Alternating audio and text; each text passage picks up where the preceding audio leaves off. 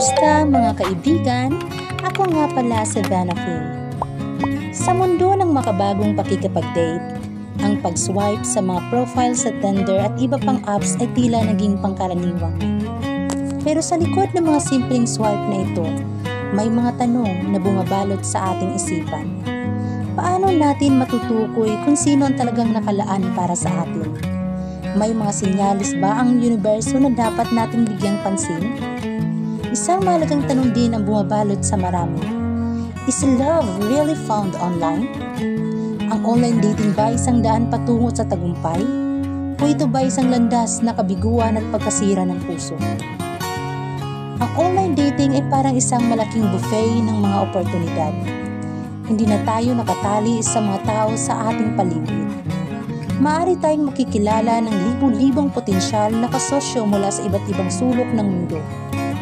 Mas madali na ngayong makahanap ng mga taong may kaparehong interes at halaga.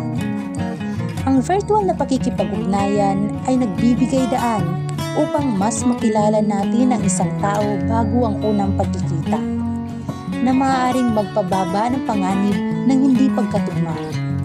Pero huwag kalimutan, sa likod ng mga nakakaakit na profile, may mga panganib na dulot ng anonymity ng internet. Maraming peaking profile at scammer ang nagkukubli sa mga online dating platforms, kaya't kailangan tayong maging maingat.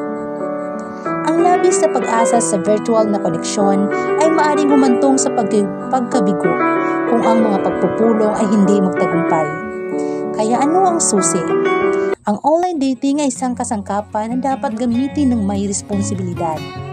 Mahalaga ang pagiging realista at ang pag-unawa ng tunay na pag-ibig ay isang proseso na nangangailangan ng panahon, pagsisikap at pagtitiwala.